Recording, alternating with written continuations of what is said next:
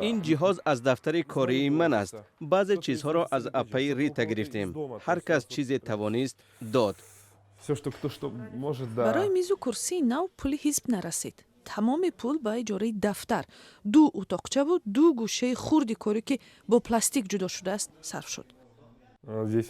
در اینجا قهوه و آب و چای می نوشیم.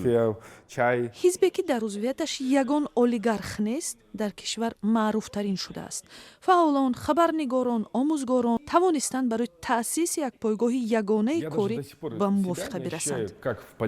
من تا حال احساس نمی کنم که در سیاست و یا سیاستمدار هستم. من خود را همچون یک سیاستمدار اختیاری ارزیابی می کنم.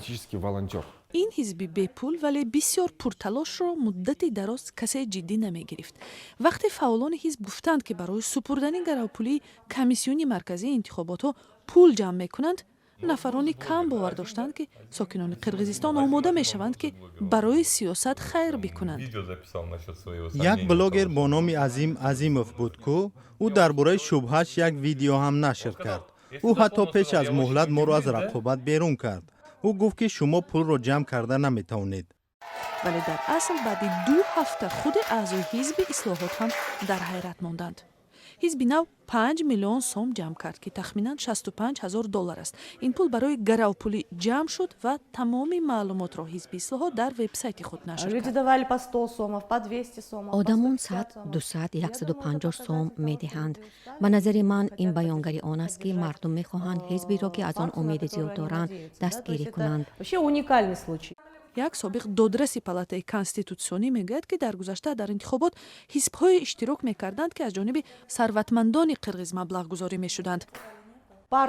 معمولا حزب‌ها به انتخاب کننده ها پول میدهند که آنها آواز دهند، ولی به ما پول دادند تا که در انتخابات اشتراک کنیم.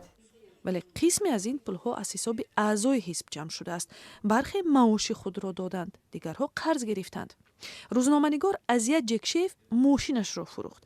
اگر حزب او عضو پارلمان شود، از روی قانون دولت پولش را برمیگرداند، اگر نه به ماشین و به مقام میماند. ولی بسیاری آنها به این اندیشند که حتی در صورت مغلوبیت حزب در انتخابات آنها الکی دست بالا شدند، چون که این اولین بار است که در قرقیزستان انتخاب کننده های عادی نامزدهای انتخابات پارلمانی را مبلغ گذاری میکنند. آنها نمیخواهند به سیاستمداران سابقه دار سرمایه گذاری کنند و میدانند که بر عوض اجرای وعده های کردهشان را طلب کرده میتوانند.